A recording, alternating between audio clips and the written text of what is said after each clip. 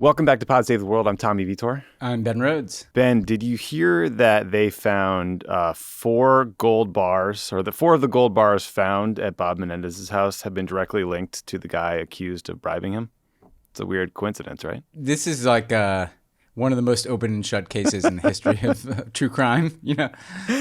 We should do a crooked podcast, like a crooked true crime podcast on the Bob Menendez bust. But it's just 2.5 minutes, and we're like, here's the deal. Yeah. A businessman named Fred Davies. Yeah. Apparently this guy there was an armed robbery. This guy, Fred Davies, this businessman who allegedly was doing these corrupt deals with Menendez and bribing him. Davies got the gold bars stolen from him. He had to register their serial numbers with the cops to get them back, which means there's a very clear chain of custody of these gold bars from this businessman, Fred Davies, to Bob Menendez's closet or wherever they were. And he's still in the Senate, right? Still getting in the briefings. Senate Foreign Relations Committee, still getting briefings, Did you see John Fetterman trolling him with the George Santos cameo? Yeah, I did. That was good. It was really well good. done. Well done, sir. You're on the road. You're in the UK now, I think. Yeah, I'm telling you though, I was in Bratislava this morning, and that is some place you need to check out. Tell me more. You posted an Instagram with a caption that made me think you were leaving to become a travel blogger because you seem very charmed by the place. So I can't sleep on the first nights of these Europe trips, and so I woke up at 4 a.m. and I went out at 5:30 and just roamed the streets of Bratislava for 2.5 hours. And I decided, I'm making an announcement today that I decided to become a travel writer. I was like, I'd just like to travel to charming places and write about them. That sounds but nice. Instead, I just posted a bunch of pictures on Instagram. But it was very nice. And then I spoke at a very good conference on democracy in Bratislava. So hats off to some of our Obama Foundation leaders who put that on. So it was good. I'm very jealous. You're going to be on Pod Save the UK in person tomorrow, I think? Tomorrow morning, I will be in studio with Nish and Coco for Pod Save the UK. That's so fun. I cannot wait to talk a little British politics. I'm sure a little worldo content with them. So everybody should check out Pod Save the UK. I'm really looking forward to it. They're fun. They're funny. I love that show. Yeah, they're funnier than us. I mean, you're funny. I'm a straight man, so I'll do what I can. Neither of us hold a candle to either of them. Yeah. But we got a great show today. We're going to cover the latest news from Gaza. A former top State Department official who was arrested for spying for Cuba. This is not Bob Menendez, this is another story. The latest messy headlines and accomplishments out of the COP28 climate summit, the civil war in Sudan, and the life in times of all of our mentor, Henry Kissinger. And then after we record, Ben, I'm going to talk with Vermont Senator Peter Welch about why he called for a ceasefire in Gaza, the odds that Biden's supplemental funding bill for Israel and Ukraine passes, and maybe Tommy Tuberville, whatever we got time for. But I'm excited about that. Yeah, no, people should read. He put out a very long statement on the ceasefire too. He's a very thoughtful guy, Peter Welch. So Don't sleep on that guy. He's got a lot to say. I believe he's a Holy Cross grad, like our own John Favreau. Ah, I didn't know that. Okay, yeah. Well, he's got that going for him too. I was wikiing him earlier today. Okay, let's start with the latest news from Gaza. So, unfortunately, since we last talked, the fighting between Israel and Hamas has resumed on Friday. Both sides blamed each other for the failure to extend the week-long ceasefire, but it does seem clear that Hamas was unwilling or unable to release all of the Israeli women that they are currently holding hostage. A lot of people are understandably quite concerned about how those women are being treated in captivity. There have been some truly horrifying reports lately about sexual violence by Hamas against Israeli women on October 7th, including rape, including mutilation, just the worst things you could imagine. A number of activists laid out the overwhelming evidence of those atrocities at the United Nations on Monday. Israeli forces have now moved into southern Gaza. They started fighting in Khan Yunis, southern Gaza's largest city. The head of Israel's Southern Military Command said, quote, "We are in the most intense day since the beginning of the ground operation in terms of terrorists killed, the number of firefights, and the use of firepower from the land and air." So things have not calmed down at all after the ceasefire. Sounds like the opposite is true. After being told to evacuate, from north to south Gaza, hundreds of thousands of civilians are now being told to evacuate again, to go further south, maybe down to Rafah, which is right along the border with Egypt, and is already filled with thousands of displaced people in temporary shelters. Ben, in terms of sort of signals about when the fighting in Gaza might end, Netanyahu reportedly believes that killing Hamas leader Yahya Sinwar might be enough to prove to the Israeli public that Israel had won the war. But that's just sort of one fragmentary report. Longer term, the Wall Street Journal reported that Israel's intelligence services are preparing to kill Hamas leaders all around the world when the war winds down, including in Lebanon, Turkey, Qatar. So it's something you and I talked about and predicted, but sort of stark to see it in print.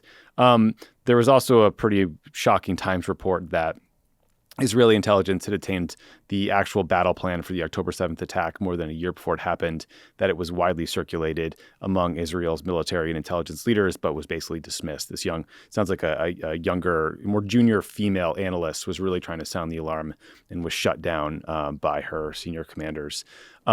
So, Ben, meanwhile, the U.S. messaging on Gaza seems to have evolved. Here are two clips that kind of tell that story. The first is Vice President Kamala Harris, and the second is the Secretary of Defense, Lloyd Austin. The United States is unequivocal. International humanitarian law must be respected.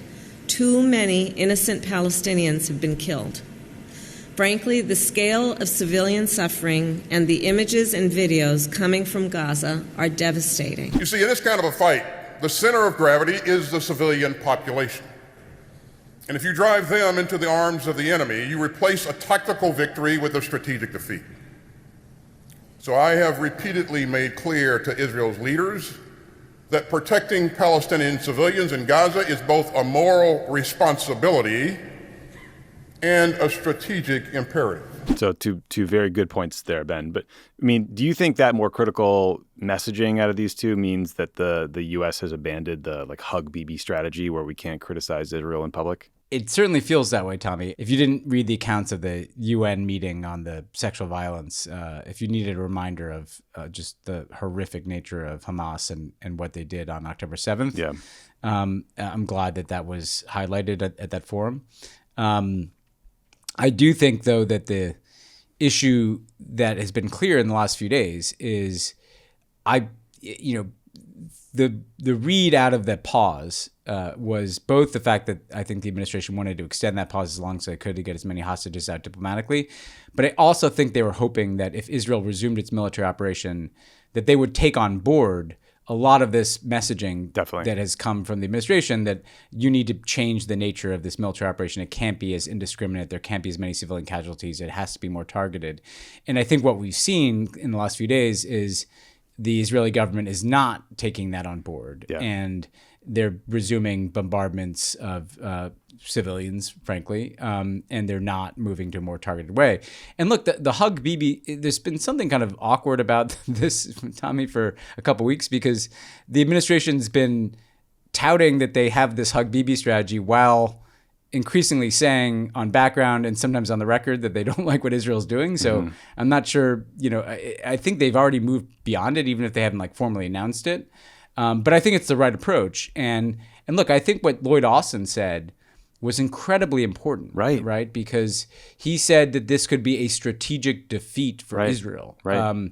And that's a very powerful point. And I think the thing that people should remember about Lloyd Austin is that he was the CENTCOM commander, basically the commander of the United States forces in the Middle East during a lot of urban warfare, during efforts to go after ISIS, for instance, that were really tough fights in tough environments, but were stretched out over longer periods of time and did not have the same dynamics that we're seeing at play in Gaza. And so, to hear that kind of warning from him, I think indicates just how concerned the administration is that international public opinion is just not going to tolerate this degree of civilian death, that they're not getting through to the Israelis, because we know that Lloyd Austin was consulting with the IDF and with the Israeli security forces and leadership about how to think about this military operation. So for him to come out and say that publicly is an indication to me that he doesn't believe that they're taking on board that advice. And this is happening at a time when the U.S. is prepared to try to pass a pretty massive aid package to support this military operation. And so it certainly feels like there's a greater willingness to criticize. We haven't seen that from President Biden yet, but we're certainly seeing it from other parts of the administration. And where it used to be kind of on background, it used to be people saying, senior administration officials were saying in private that they need to do more to prevent civilian deaths. Now you're starting to hear it publicly. And look, there's big questions that remain. Like there's a public dispute, a public difference about how Gaza should be governed going forward, whether the Palestinians are in charge, whether there's a multinational Arab force, which is the kind of ideas that the U.S. is supporting, or whether Israel has this kind of open-ended de facto occupation. So there are already public areas of daylight between the United States and Israel in this thing. So we're kind of already past a hug Bibi strategy, but we're not kind of fully in a place where the U.S. is saying we don't agree with what is taking place. But I think that Lloyd Austin warning speaks volumes. Yeah, I want to ask Senator Welch about the U.S. aid package to Israel and whether it might get conditioned. But you're right. I mean, what we're talking about now is sort of like tactical disputes about how to avoid civilian casualties. Those negotiations and disputes are easy when compared to these long-term questions about who's going to run Gaza. I mean, the U.S. very clearly is planning for the Palestinian Authority to take on that role, something that Bibi Netanyahu has shut down really hard in public. So God knows how this will go going forward. Yeah, and I think the elephant in the room here is Netanyahu, right? And you brought up the warning, the intelligence report, which was kind of crazy. I thought that'd be a bigger story in some ways, Tommy, because it was kind of analogous to it coming out that the U.S. before 9/11 had a blueprint for Al-Qaeda hijacking 4 airplanes from X airports and flying them into these targets. I mean, it had the whole thing laid out. Yeah. And again, we don't know whether Netanyahu says that he wasn't briefed on it, but either way, he's the prime minister. He was on top of a system in which, at the same time that he was distracted by his judicial coup and he was focused on the West Bank, that these warnings were getting ignored. And his approval rating is like lower than it's ever been. And so you have this hugely unpopular prime minister who has a track record of ignoring the United States, who's lost the confidence of his people and most of the people around the world, frankly, making these huge decisions about the future of this military operation, the future of Gaza. And that, to me, is a pretty unstable place to be. Yep.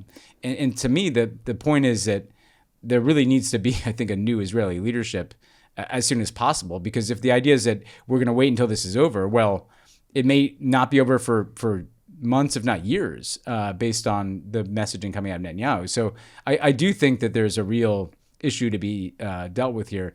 And look, I mean, let's just pause on a moment on what's happening in southern Gaza, because you had a bunch of people, hundreds and hundreds of thousands of people, told to evacuate to the south. Now they're being told to evacuate the south. They have nowhere to go because they can't leave Gaza. They're getting told to look at this grid system that Israel created that they put online. You're supposed to go to like certain specific sectors. Like, but if you can't get online, if you can't power up your phone, if you none of this seems workable. Yeah, and I can't think of a similar situation where you had 2 million plus people kind of trapped in a condensed geographic area with no capacity to leave and just being told to move around while bombs are falling. I mean, it's a pretty dark set of circumstances. Yeah. Another couple of important sort of pieces of the U.S. policy debates here, Ben. So Politico reported that after Hamas releases all the hostages, the U.S. is considering whether or not to demand that Qatar shut down Hamas's political office in the country. Last week, we went pretty deep on the sort of unique and controversial role that Qatar plays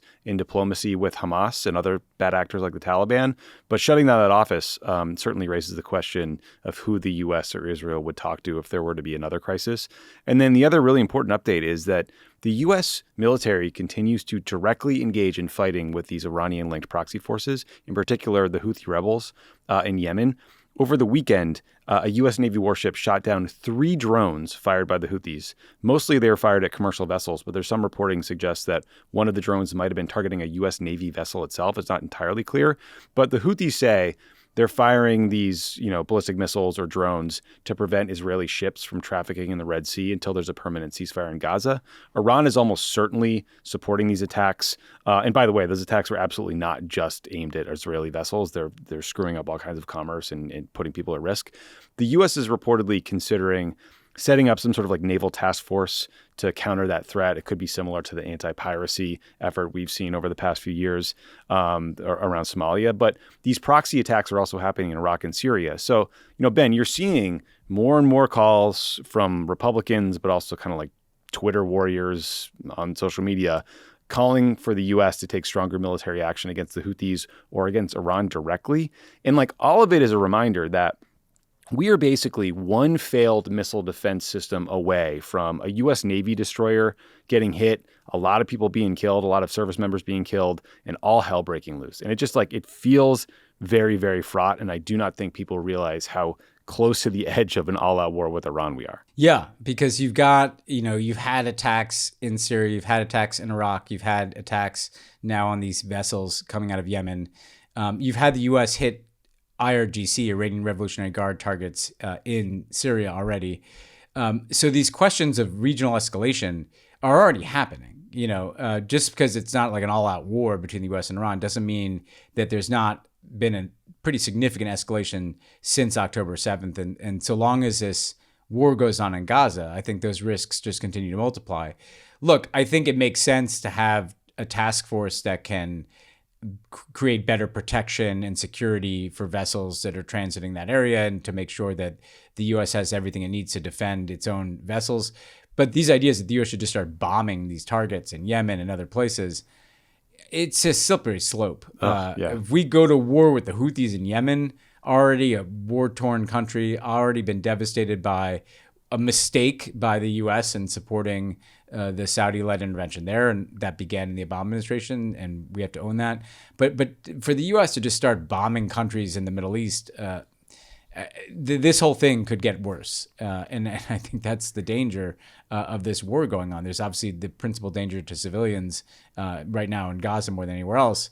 But this thing, this fire could catch in other places. Pod Save the World is brought to you by Smile Actives. Are you self-conscious about your smile due to stains? 'Tis the season for a whiter smile. Popular food and drinks are known to stain teeth. Beverages like coffee and wine stain them over time. So what can you do to brighten your smile? Well, you should give Smile Actives a try. Smile Actives is safe, effective, easy to use, and will keep you smiling proudly. 97% of Smile Actives users in the clinical trial reported up to 6 shades whiter on average, all within 30 days. Smile Actives offers a safe and affordable alternative to those expensive whitening procedures. Simply add Smile Actives Pro Whitening Gel to your regular toothpaste. It's been formulated with polyclean technology to boost stain removal and deliver active whitening ingredients into your teeth's grooves and crannies to get better whitening. Smile Actives makes a teeth whitening gel that can simply be added to your toothpaste every time you brush your teeth. So no change in your routine, no extra time, yet people will start commenting on your whiter, brighter smile in just days. I love Smile Actives. I use it every single day, twice a day. Same. Couldn't be easier. Your teeth will look whiter and brighter, and you'll just smile more. Visit smileactives.com/world. Go today to unwrap their special holiday offer, 58% off plus free shipping and handling. That's smileactives.com/world. Terms and conditions apply. See site for details. Pod Save the World is brought to you by Tommy John. There are exactly 2 kinds of gifts in the world, oohs and ohs. Want guaranteed oohs? Be bold. Give the gift of Tommy John underwear. When you give the gift of Tommy John, your loved ones are that much more comfortable so they can do everything better. Tommy John underwear moves with you thanks to breathable, lightweight, moisture-wicking fabric that is 4 times the stretch of competing brands. This softness season, why not give the gift of comfort to everyone on your list, including yourself, with new Tommy John underwear, loungewear, and pajamas. With over 20 million pairs sold and thousands of 5-star reviews, giving Tommy John is a holiday tradition. 97% of customer surveys said that they love getting the gift of Tommy John, and everything's covered by Tommy John's best pair you'll ever wear, or it's free guarantee. That's one of my favorite guarantee slogans. Best pair you'll ever wear. I'm always tempted to say it in like an accent. Guarantee. Tommy John is great. I have their underwear. We have their like comfy loungewear pants. They got PJs for folks. I think they have a big t-shirt collection. Really everything you need. So here's my little tip to everybody. You don't have to wait till the underwear has got holes in them to buy a new pair. In fact, please don't. You should maybe think about replacing them. Go to TommyJohn.com/world. Go right now for the holidays and get 25% off site-wide. 25% off site-wide for a limited time at TommyJohn.com/world. TommyJohn.com/world. See site for details. This episode of Pod Save the World is brought to you by Cariuma, the cool, sustainable sneaker brand worn and loved by skaters and surfers. They are reimagining classic sneakers with you and the planet in mind. Cariuma is always keeping it fresh, and you won't want to miss their latest limited edition collaboration with Crooked Media's Love It or Leave It. From waltzing around the city in style to an evening bike ride by the beach, these dynamic designs are sure to sell out and will sneak a little extra joy into everything you do. Get your limited edition pair while you still can. Clariuma is B Corp certified and has a dedicated reforestation program based in the Brazilian rainforest. Their co-founders, David and Fernando, both grew up there, so this project is especially close to home. For every pair of sneakers sold, Clariuma plants 2 trees, and they've already planted over 2 million trees to date. Clariuma ships all their sneakers fast and free in the U.S. and offers worldwide shipping and 60-day free returns. They deliver right to your front door using single-box recycled packaging. And for a limited time, Pod Save the World listeners can get an exclusive 15% off your pair of Clariuma sneakers. Go to CARIUMA.com/world to get 15% off. That's CARIUMA.com/world for 15% off, only for a limited time. Last thing I just want to mention is Axios reported that last week, Jared Kushner, Donald Trump's son-in-law, former Shadow Secretary of State, hosted a meeting in New York City between the Prime Minister of Qatar and a bunch of billionaire business dudes. A source in the room said that the Prime Minister answered questions about the hostage negotiations and Qatar's relationship with Hamas. This was framed to Axios as a meeting between Jewish businessmen and the PM. I don't know, some sort of attempt to bridge gaps. But remember, this Qatari company, state-backed one, I assume, cut Jared Kushner a $200 million check for his little investment fund. So clearly Jared was using the war in Gaza to show off his access, do a little client management, do a little client development. So good stuff. Never let a crisis go to waste, Jared. No, and long history with Qatar investing in 666 right. Fifth Avenue, or whatever the building was that Jared had a real estate investment in. He built them up. And look, one of the things I've noticed here, Tommy, just quick detour into American politics, is that, I'm traveling across Europe. Everybody here is reading the same polls that we are, but they're more inclined to think that Trump is going to win. And I'm getting a little concerned about how that plays out in the Middle East, because if the Saudis and the Emiratis and even the Israeli government begins to think that Trump is a likely next president, I don't know how that shapes their actions, but I have a sense that it's probably not going to shape their actions in a good way, and so that's another thing to watch here too. So this whole situation is getting more complicated. I do think, the Hamas office issue is the question is you want to have some capacity. I totally understand the impulse behind it, but at the same time, as we talked about last week, we negotiated these hostage releases through Qatar. And so long as there is such a thing as Hamas, which I think no matter what happens in this military operation, there's likely going to continue to be some need to have a line of communication. And I think just cutting that off could create more problems. They'll go someplace else too. They'll go to Turkey. And so I don't know that you can totally shut this down, but a lot of moving parts to this thing, and most of them are not moving in the right direction. Yeah, I did see also that Vladimir Putin is visiting Saudi Arabia and the UAE later this week on Wednesday. We're recording on Tuesday. I guess he wants to talk about Gaza, global oil production, Ukraine, but he also just hosted President Raisi of Iran in Moscow. So yeah, a lot of folks there that could conspire to make our politics more complicated, Ben. So we mentioned Bob Menendez at the top, but here's a little more spy news for you guys.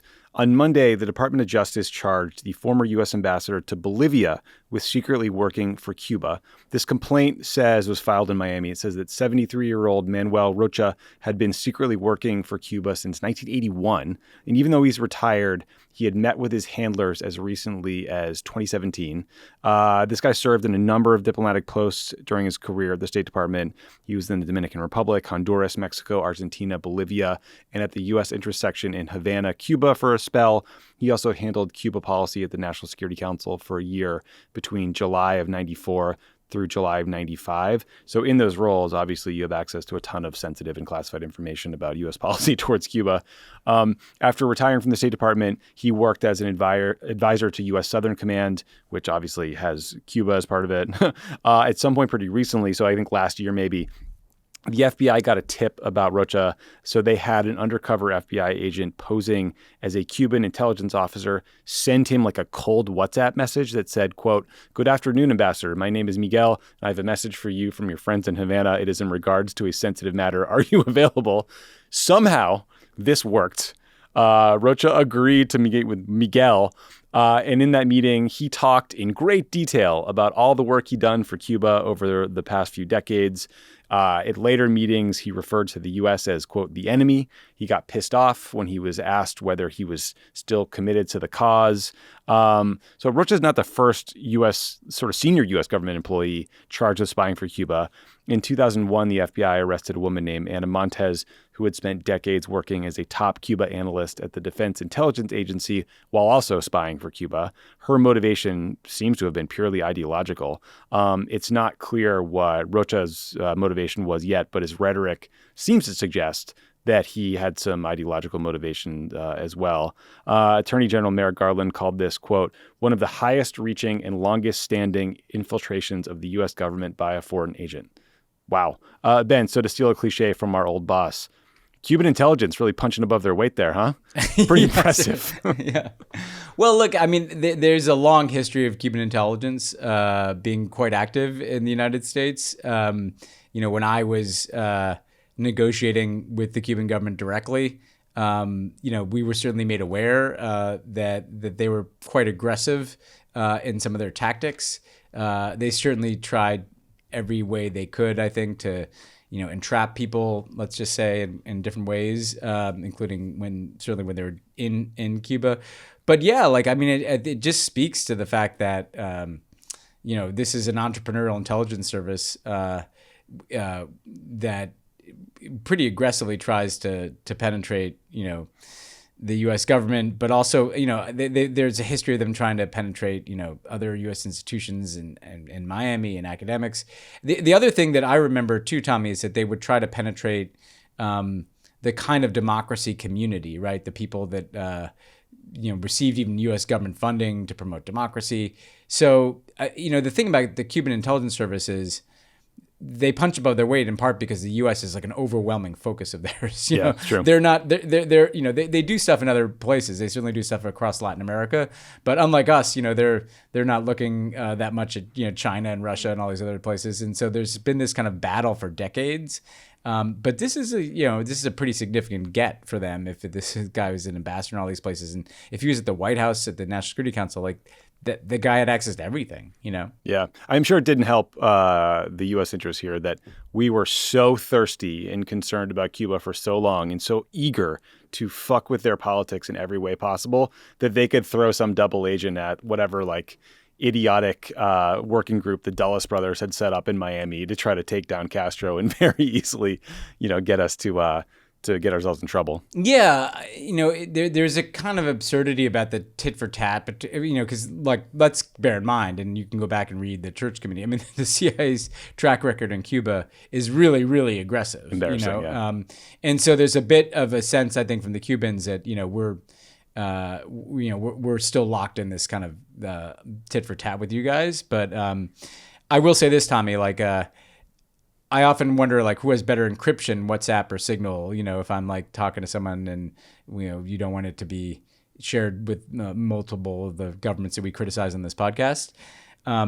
It's a different issue if someone's like, hello, my name is Miguel. Hello, comrade. I am your handler.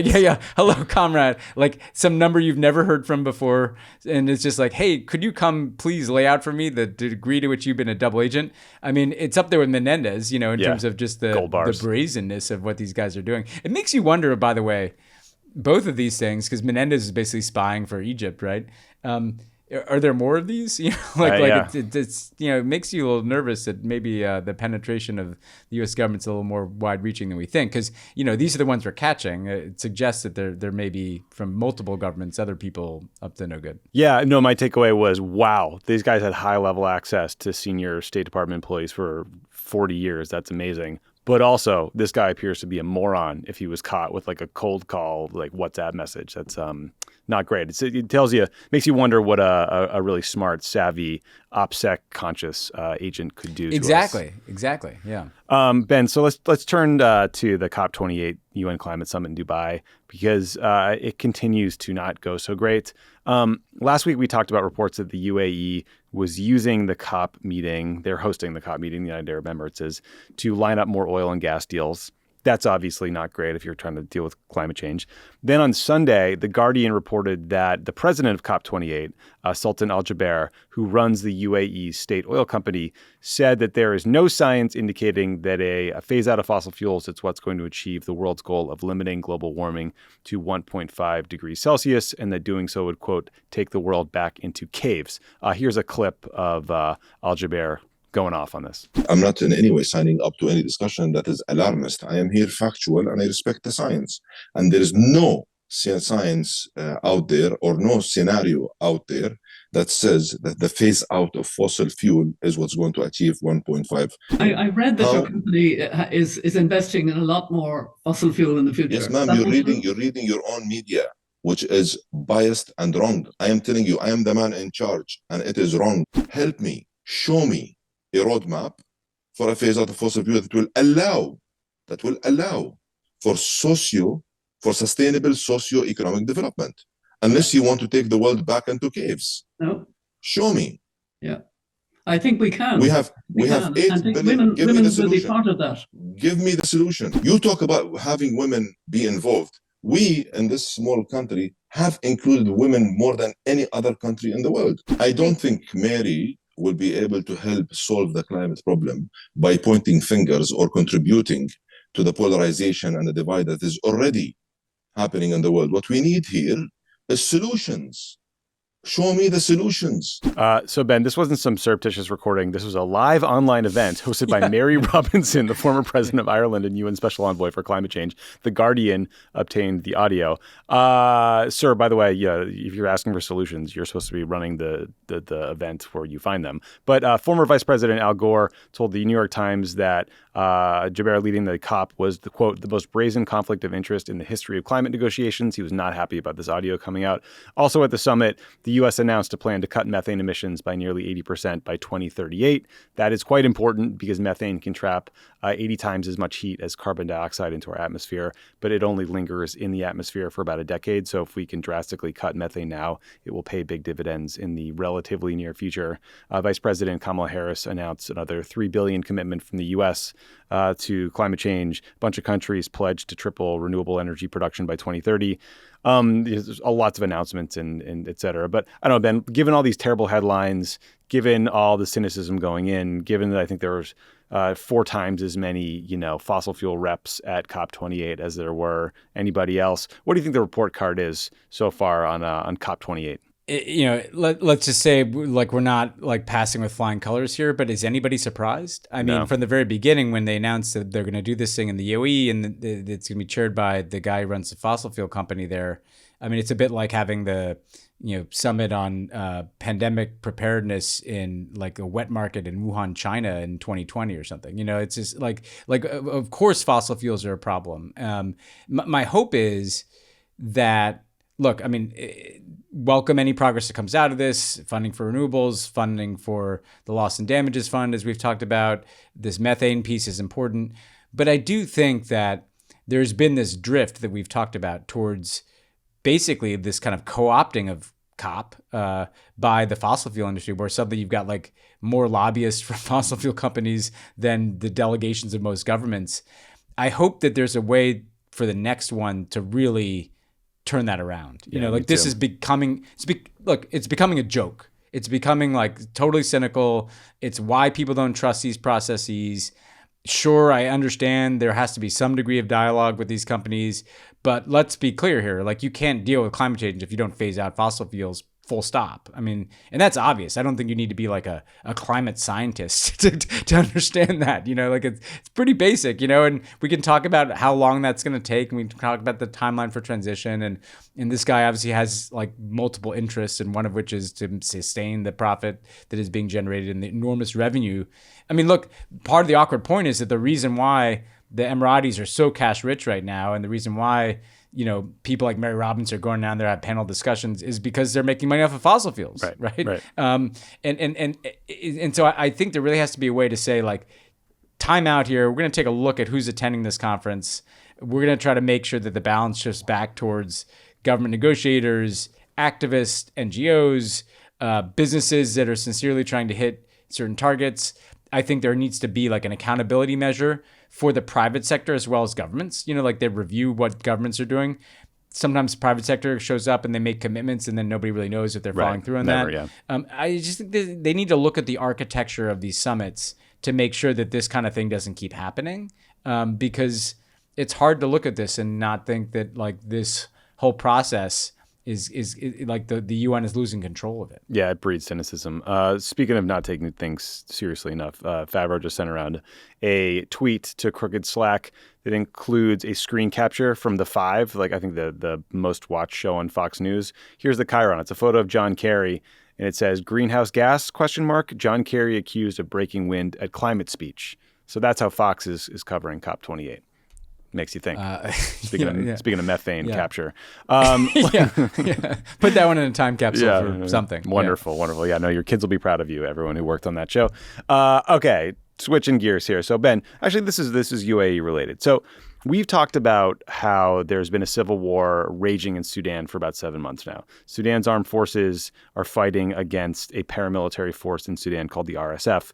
The two generals who lead these two forces were allies, but they had a falling out that spiraled into this all-out war. They came together to overturn civilian governments, and then once that happened, they split apart. No surprise there. So the fighting for this civil war started in the capital city of Khartoum. It quickly spread throughout the country, including into the Darfur region, where I'm sure a lot of listeners remember there was a genocide about 20 years ago.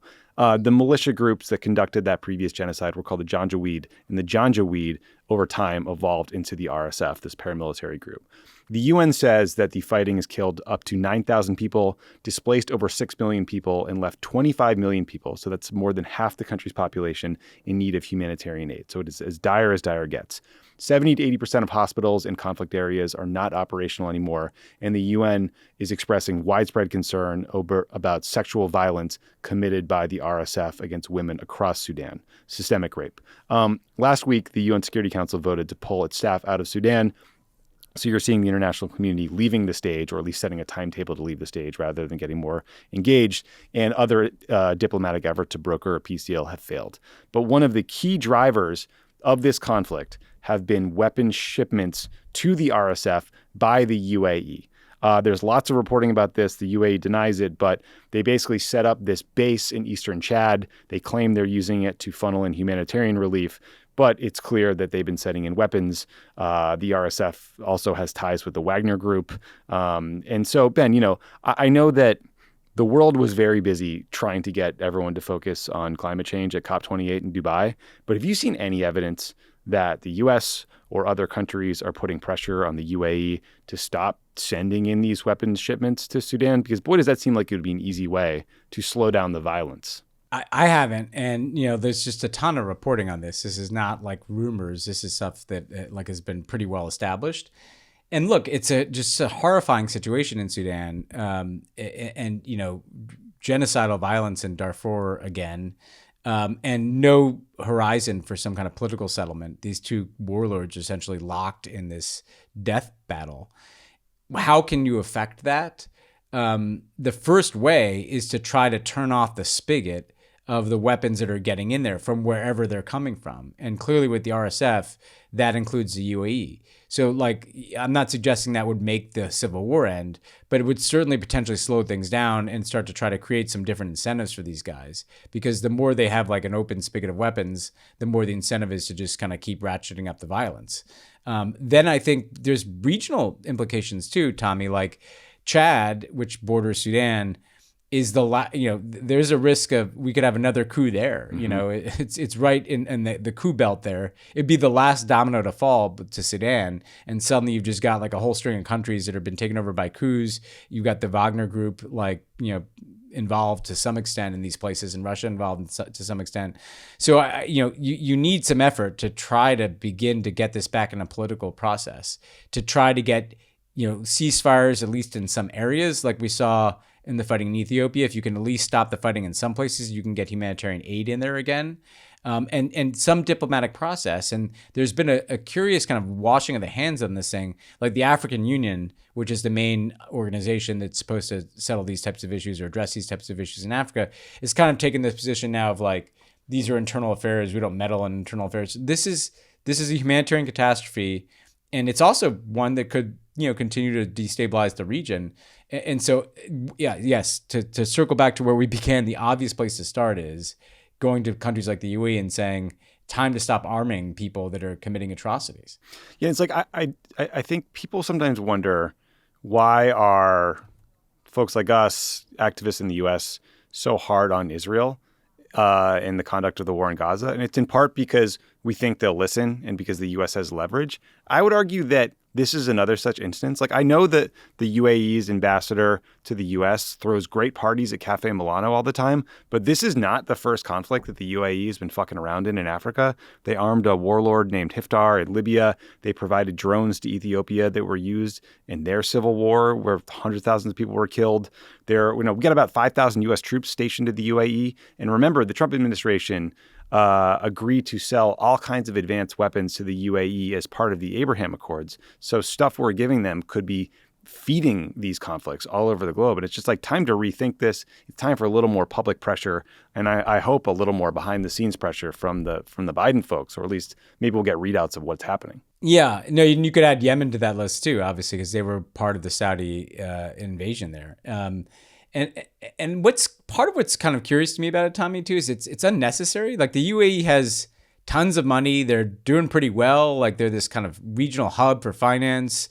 Why do they have to do this? Right. Like they have this side of, that's invested, they want to invest in AI and they want to invest in science and technology. They've got a space program. They've got all this influence. Like, it seems unnecessary. Like, sure, maybe they get marginal interests advanced. Maybe they're getting natural resources. Right. Maybe they're getting access to things. But like, I think they'll be okay by stopping this. And I do think you're right. The U.S. can be, a voice on this stuff. I mean, the concern is always that, well, then they'll get closer to the Russians. Well, they play that game anyway. As you said, like, Putin's going down to the region anyway. Like, the U.S. is still the main security guarantor for the UAE. The U.S. is still going to be important to them. I think we can have harder conversations about some of these things. And I think the UAE will be fine if they turn off some of this stuff. Yeah, I mean, there's some reports that maybe they're getting access to like gold mines or something. But yeah, again, I mean, this is crass. There's enough money. You're doing fine, guys. Yeah, it's gold coming out of the ground in the form of liquid gas. So, Ben, you mentioned the coup belt. That got me thinking of Henry Kissinger, who died last week at the age of 100. So a little bio on Kissinger, then I'd love to get your thoughts because you wrote a great piece for the New York Times that everyone should read. So Kissinger was born in Germany. His family barely escaped the Nazis in 1938. So I read one of the many recent pieces about him, Ben, since he passed away. And I didn't realize that I think his family got out like 3 months before Kristallnacht, and that nearly all the Jews in the town he grew up in were killed, went from like 2,000 to 40 people by the end.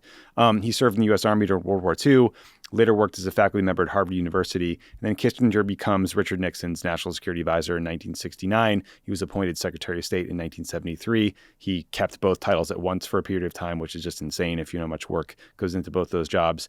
And then after Nixon resigns in disgrace after Watergate, Kissinger keeps working for Gerald Ford.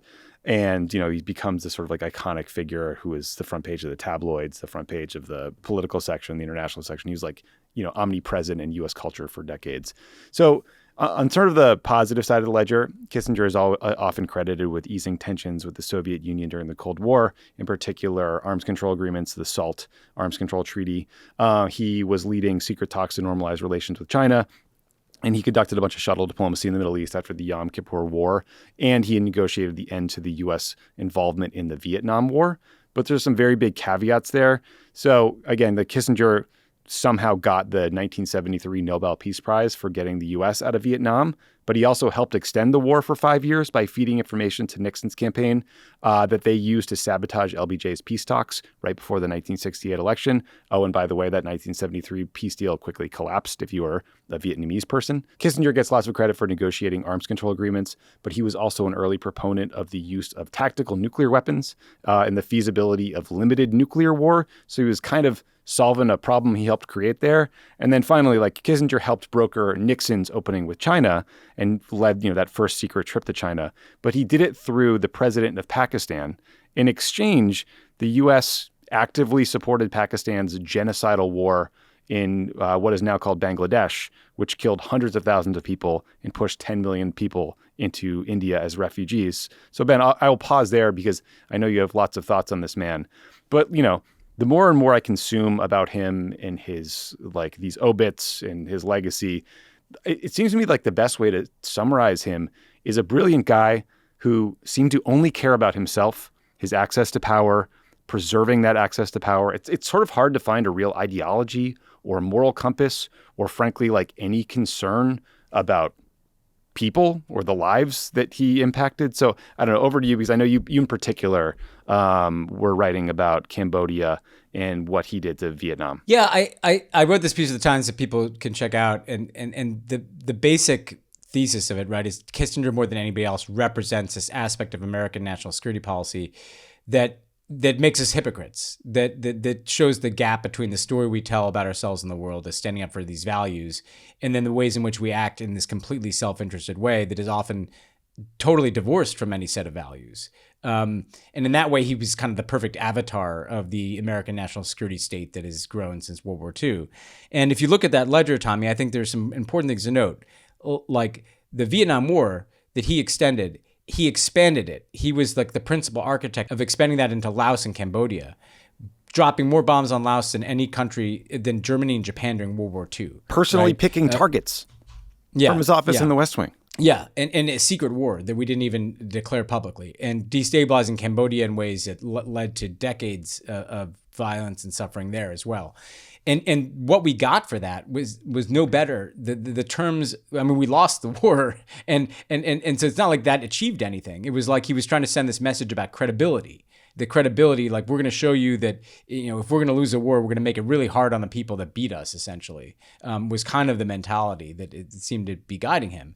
That if you look at the support for the genocidal violence that you mentioned in East Pakistan, now Bangladesh, support for similar genocidal violence in Indonesia, support for a military coup in Chile, he's thought of as a strategist of the Cold War, but none of those things like contributed to the victory in the Cold War. You know, it's not like, well, because we supported the Indonesian government just like crushing people in East Timor that somehow like that's why we won the Cold War. Right. Like there's these rationalizations that people use for why we have to do, even Chile, right? If Salvador Allende, a socialist, had stayed in charge of Chile, would the Soviet Union have won the Cold War? You know, we talk ourselves into these things. And so and look, the U.S. does complicated and sometimes bad shit around the world a lot. I think Kissinger is just a different scale. If you look at the violence in Southeast Asia, the violence in these other places. Now, to his credit, as you said, his diplomacy with the Soviet Union, with China, that did contribute to the end of the Cold War. Certainly the opening to China did, and slowing down the arms race to the Soviet Union certainly was a positive thing. Right. The China thing's a little complicated, though, because look what happened to China, right? It became more autocratic, more authoritarian. Now they're our biggest geopolitical adversary. So look, he brilliant guy, and, you know, like he's looking at different pieces, and but the outcomes matter here, and the outcomes matter for people. And when he is feted and embraced by the American establishment the way he has been for decades, including after he passed away, the message the rest of the world takes away from that is that, like, Americans don't care about us. Americans don't see our lives as of equal value because they don't seem to have a problem with what this guy was doing in these places. And that's, you know, like the point I made in the article was like credibility isn't like showing how much we'll like hurt someone who does something we don't like. Credibility is, are we who we say we are? And so look, I was a little hard on the guy, but like, I mean, he was pretty hard on a lot of people around the world. I recognize that he was a brilliant guy who had consequential achievements like the opening in China. That's part of the legacy too. And I think I support the idea that we should be engaged with diplomacy with adversaries, as Kissinger was. But is it worth all the rest of it? And the last thing I'd say, Tommy, is that like he was constantly kind of held up as this oracle and this brilliant guy.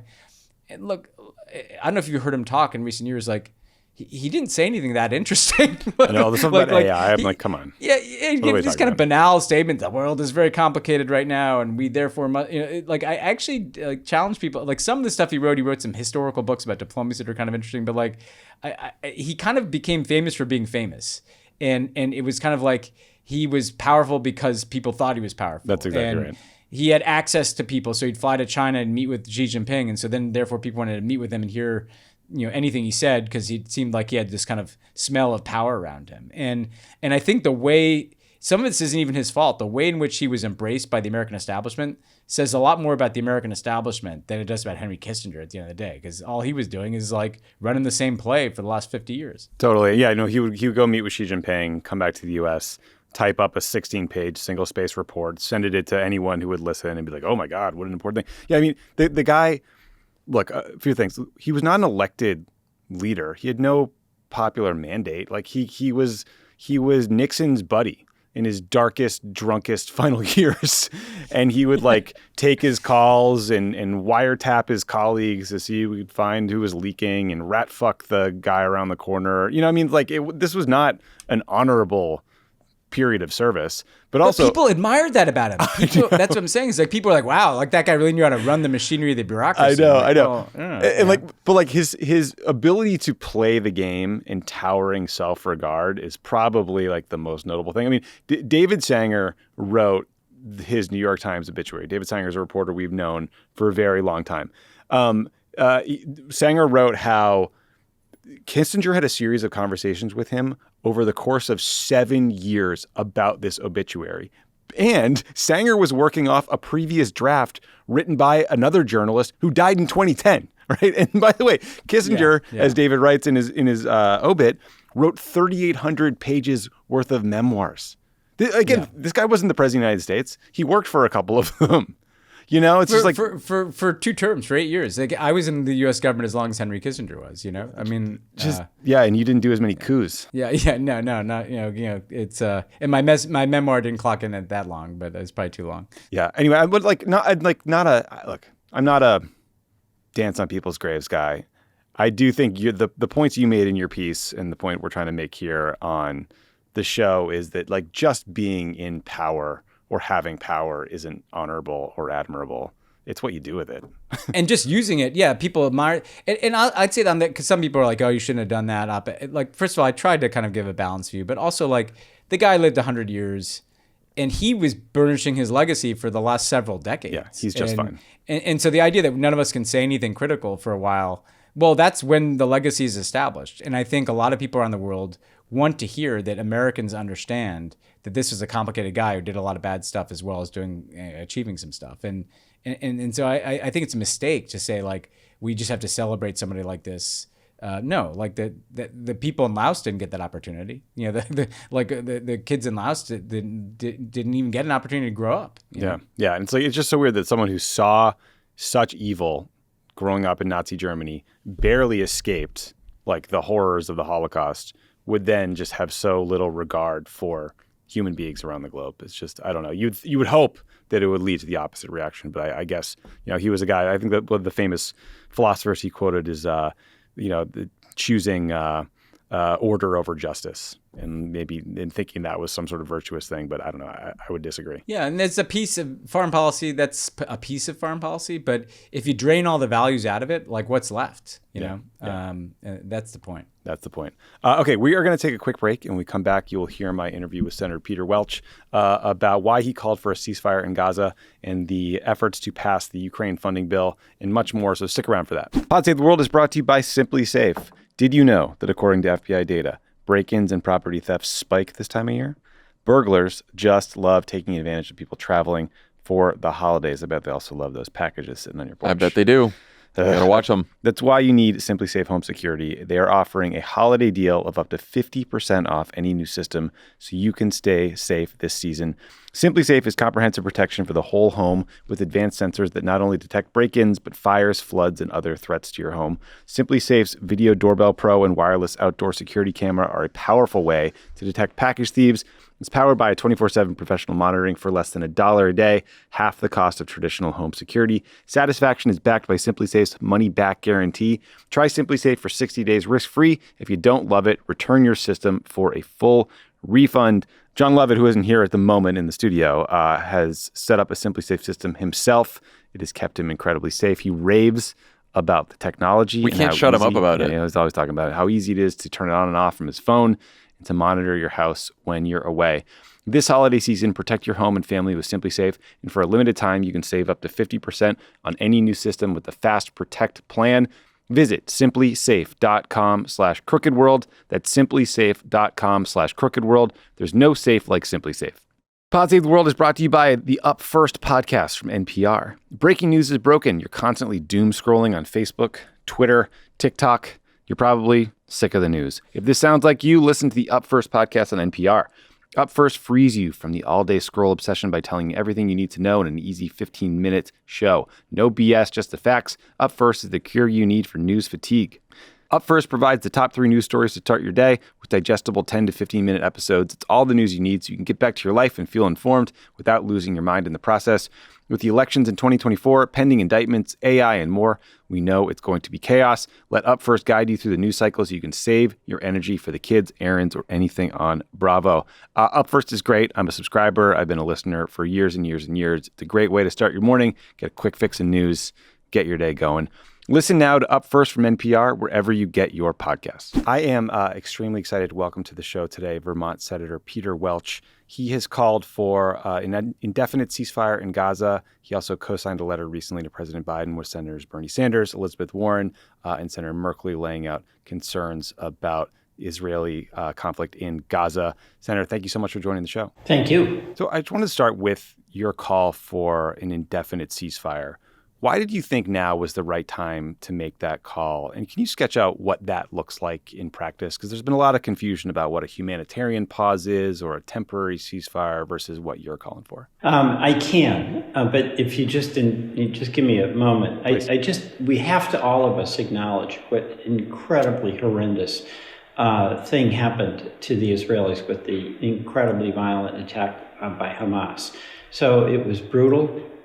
It was gleeful in some cases and horrendous. Yeah. And I saw the video that the IDF, the Israeli Defense Force, compiled. It was from GoPro video of Hamas, where in some cases they were reporting on site the abominations that they were doing with pride. And today I met with some families from Israel whose loved ones are being held hostage.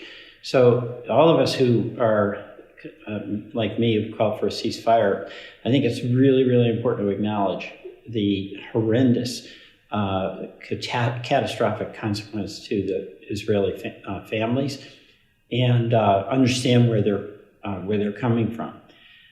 And Israel has a right to defend itself, clearly. But the question is how they do it really, really matters. And the Netanyahu war plan has relied on extensive use of air power. In some cases, 2,000-pound bombs that were paid for and provided by the United States that were dropped on refugee camps. And what I've seen in terms of the war plan is that there's a use of bombing in one of the most densely populated sectors of the world. Where by definition, whatever your target may be, if you have a Hamas person on the 4th floor of an apartment building and you drop a bomb in that building and take it all down, there's going to be a huge number of civilian casualties. And that's just not right. There's a right to defend yourself and respond, but there's a right that civilians have not to become the collateral damage in a war. And what I came to the conclusion was when I called for the ceasefire was that the Netanyahu war plan is going to continue with bombing as a central element. And by definition, once you're dropping 2,000-pound bombs or you're bombing in populated areas, which is essentially what Gaza is, you're going to have a catastrophic loss of civilian life. And in addition to this, you've had 1.5 million, 1.7 million people literally displaced from their homes. They were told to get out of Gaza City in the north of Gaza. They're now in the south of Gaza. Many of them were told to go to this town of Khan Yunis. Before the campaign, it was about 150,000 people. It's close to 500,000 people now. And that city is getting bombed. So people who were told to go south did so, leaving behind everything that they had, and are now under bombardment and being told to go elsewhere. So the humanitarian catastrophe is just immense. We just haven't seen this. It's 15,000 Palestinian civilians killed, most of those women and children, the 1.5 million people, 1.7 million people who were displaced. And now for the UN, there's a real concern that there's going to be more loss of life from disease, possibly starvation. And as long as the bombing is going on, it's going to be very difficult, if not impossible, to get humanitarian aid in to keep body and soul together for the Palestinians.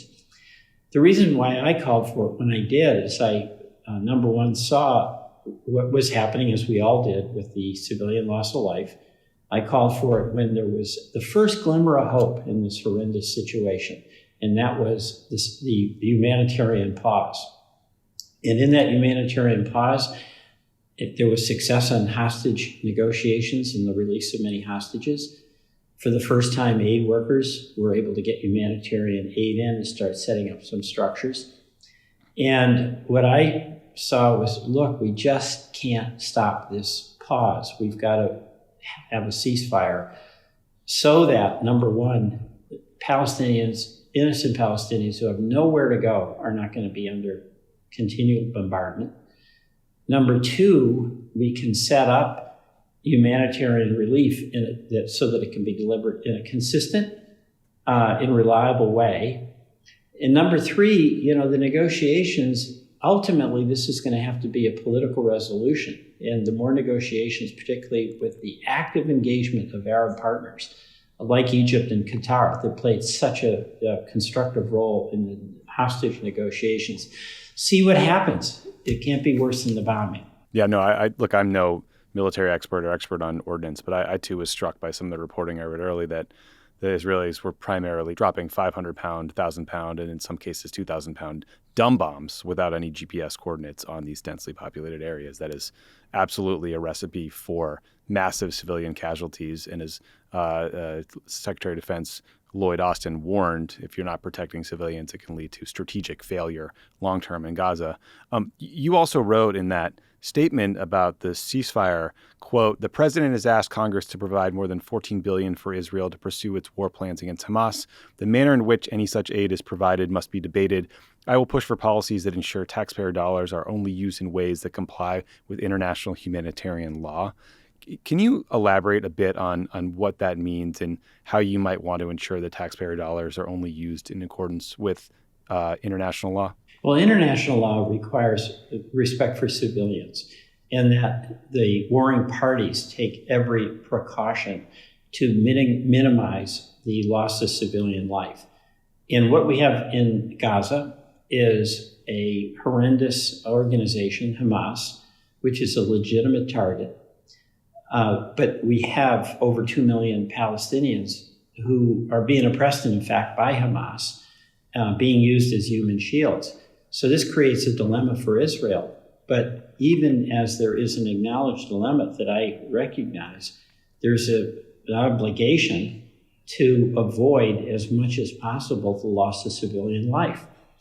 And the way I would just give an example, you can't drop a 2,000-pound bomb on a refugee camp, even if you have a Hamas target right there, without inevitably causing the loss of life of a lot of very innocent Palestinian women, children, and adults who are not part of Hamas. Mm-hmm. So my view here is that bombing as a strategy in the war it can only lead to unacceptable loss of civilian life. Again, it's like being in Manhattan. You might have a target that's a legitimate target on the 44th floor of the Empire State Building. But if people on every other floor are innocent civilians, do you blow up the building? And, and Gaza is so densely populated, it creates that dilemma. Yeah.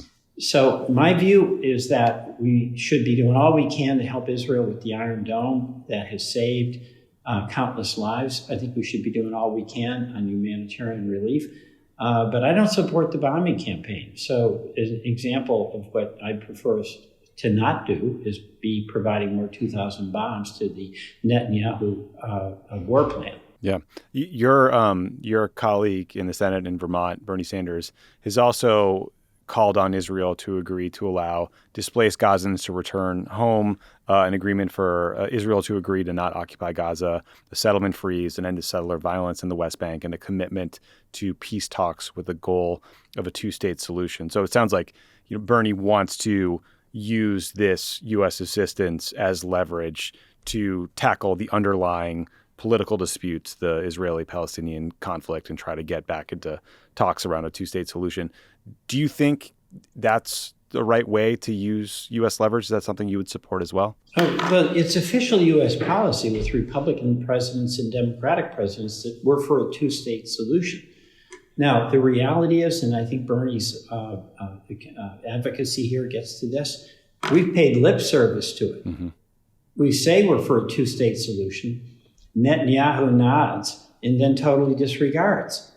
So, the Netanyahu government has in its policy, its written policy, basically that they want to annex the West Bank.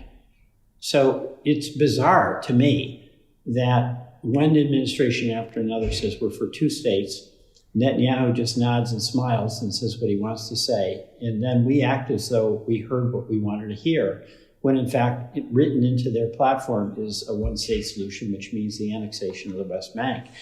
So this moment here, if I have any hope at all, it is a realization that it's not just that one, we have to be serious. We mean two-state because that's the only way that we're going to have Palestinians and Israelis living side by side, and where we maintain what is really core to Jewish identity in Israel, and that is Israel as a democratic and Jewish state.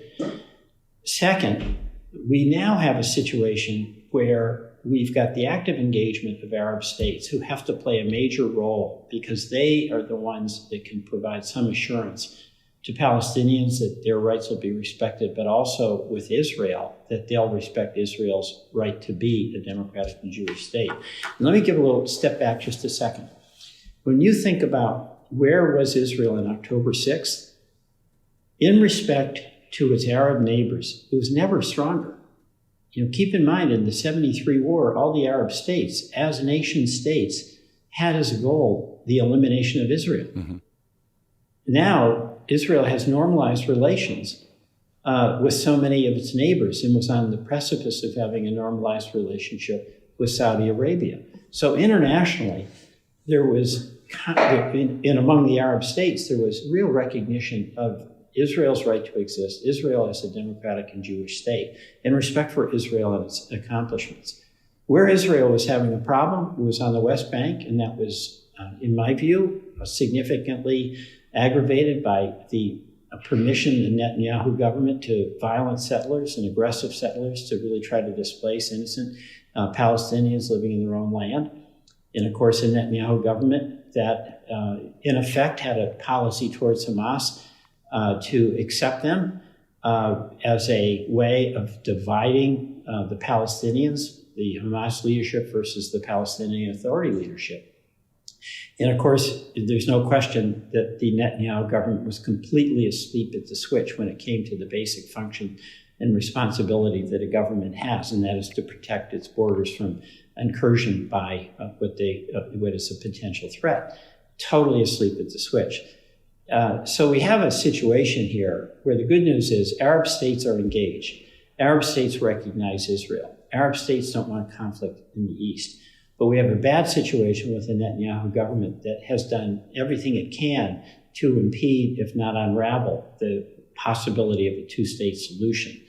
So my hope is that we don't know how this is going to end or when it's going to end, but it's going to end ultimately, if it's going to be successful, with Arab states playing a major role to help give Israel confidence and Palestinians assurance that their aspirations for an independent, separate, peaceful state that does recognize Israel can coexist. What you said at the beginning there about the U.S. paying lip service to the two-state solution and the kind of wink nod, but going about business as usual from Bibi Netanyahu is refreshing to hear, completely accurate, backed up by public statements. But I feel like doesn't often get said as bluntly in Washington. I mean, when my old boss, Barack Obama, would criticize what he perceived as sort of a lack of commitment from the Netanyahu government to the peace talks.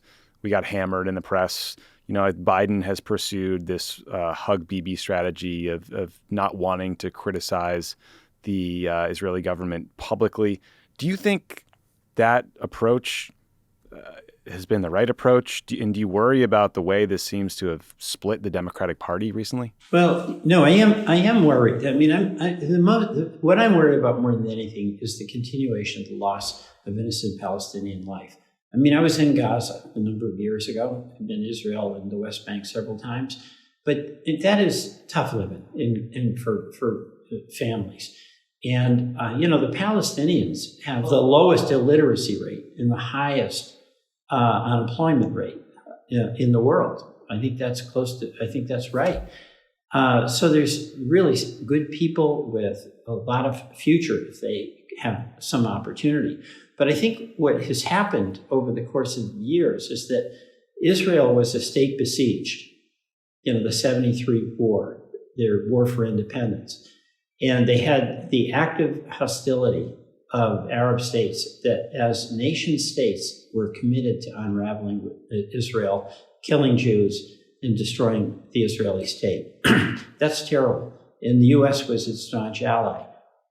Israel is now a very successful state, very strong, strongest military in the region, and has won acceptance long overdue from those Arab state neighbors. But it has this internal problem where the right wing has become ascendant in Israeli politics. Its agenda is the incorporation of the Palestinian territories, as they would call it, or Judea and Samaria, the West Bank, in Gaza, into Israel proper. And that super right wing, with people like Ben Gvir, are explicitly racist towards Palestinians. And that's the government that's in control. And I think where you see a split is a lot of people in my generation were so horrified by the Holocaust. And we saw Israel as this incredible refuge and safe space for Jews who'd been so persecuted, culminating in the horrendous Holocaust. And then you have a lot of younger people who've seen Israel as a strong state, as a confident state, strong military, strong economy, but have identified with the suffering of Palestinians, most explicitly in the recent bombing in Gaza, where people have been driven from their homes and have no home to return to. So that is a split. And I think the goal that all of us should have is to be supporting the peacemakers on both sides. There's a lot of Israelis who have been strong advocates for a two-state solution. And there's been a lot of Palestinians who've argued that they have the responsibility to build their own society up, but that has to include recognition of the legitimate rights of the Israeli people. So I think we should be looking at this from the perspective of who are the peacemakers and Democrats on both sides. And the idea that we're in this war where there's this use of very significant amount of bombing. I mean, more bombs have been dropped in a couple of months than all of the time we were in Afghanistan. In a very, very small area. This humanitarian catastrophe, I think, is really bad news, obviously for the people in Gaza, the Palestinians, but I think for the prospects long-term of maintaining support for Israel and the U.S. So I think it's time to reassess. Yeah, I agree. I know President Biden is pushing to pass a $106 billion supplemental funding bill for Israel, Ukraine, Taiwan, some border priorities, other defense funding. For a while, it seemed like there was a deal coming together that married that spending with reforms to immigration, to the asylum process. Those talks maybe seem to have fallen apart in the last few days. I've been reading quotes from Senator Chris Murphy, your colleague on the Democratic side, that make me feel that way. Who was it? Mitt Romney had some tough words today about the Democratic position in those talks. I'm wondering how hopeful you are that this Ukraine and Israel funding gets passed, and what changes to immigration policy you think Democrats should be willing to accept? Well, number one, I think we'll get there because we have to get there, but we're making a hard thing harder. The Ukraine aid has a lot of support in the Senate. There's some significant erosion of support in the Republican side on the House. That's existential, because if they run out of money, they run out of the capacity to defend themselves, and we're literally scraping the bottom of the piggy bank right now. That's really essential. Number two, the Israeli aid has a lot of support. There's some of us who think we really have to have a debate about bombs. We have to have some debate about what conditions, not just the blank check, but by and large, the money that goes to the Iron Dome that protects Israeli citizens from incoming rocket attacks by Hamas, and humanitarian aid, strong support. The border is an important issue, and I'll be candid. I think Democrats have been a little bit asleep at the switch here, because the situation at the border right now is so different than it was 10 or 15 years ago. There's a huge numbers of people, and it's not the places that it was 10 or 15 years ago from the Triangle countries, in Guatemala, Honduras, and El Salvador. It's like China. People fly into Ecuador and then coming up the Darien Gap, and 2 or 3 million people. That's a real issue.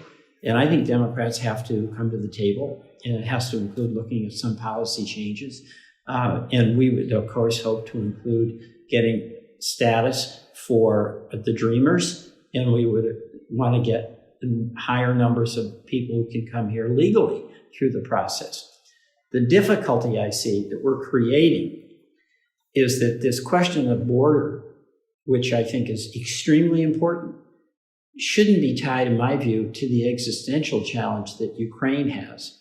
So while we have a legitimate debate about the border, and it's coming up late, and it's getting connected and tied to something so profoundly important for the well-being of Ukraine and our NATO alliance, my preference is that we wouldn't connect them. The Republicans see it otherwise. And then there's the negotiation that's going on now, where people like Senator Murphy, I think, are acknowledging the need that Democrats have to make some significant changes in our approach. Status quo won't work.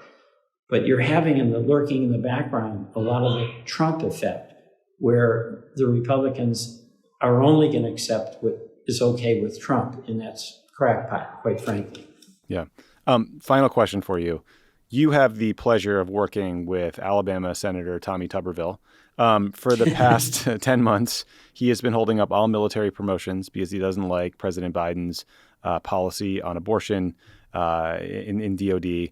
We are talking about holds on 450 U.S. service members that impacts their lives, their families' lives. They're trying to figure out where they get to live, where they enroll their kids in school. They're just literally their lives are being held hostage by this clown. But much like Auburn did against Alabama a couple weeks back, it seems like Tommy Tuberville has fumbled the punt right at the end here. He has agreed to narrow his hold to just 10 promotions at the 4-star rank to prevent Senator Schumer from moving on a vote to get around him, basically, and break this logjam. It doesn't sound like Tuberville got any other concessions. My question for you is, do you ever feel like the Senate's a little too congenial, and maybe dumb stunts like this shouldn't be allowed to linger for so long? I really do. And I was talking to some of my colleagues, and my Republican colleagues were upset about this. And by the way, I just voted, along with the rest of the Senate, en bloc to move all except 10 of those nominations. And it was very painful for the families and terrible and unjustified. But the argument I had with some of my colleagues is I say, look, there are these prerogatives in the Senate, like a hold. But in order for them to be justified, they can only be preserved if any senator who has that prerogative exercises it with restraint. And when it gets abused, as it did in the Tuberville situation, if we're willing to tolerate an abuse of that whole provision, we not only look like we care more about our prerogatives than national defense, we're acting in a way that indicates we care more about our prerogatives than national defense. So my view is, no, if senators are going to abuse a prerogative that we have, that in under situations with limited application may serve a point and a valid purpose. If we start abusing that, we shouldn't have that prerogative that is abused by our colleagues. So, no, we've got to take a look in the mirror here and not allow this to happen. Amen to that. Well, I'm very glad you guys took this vote and broke that logjam for all those families and for our entire, all the folks serving in the U.S. military.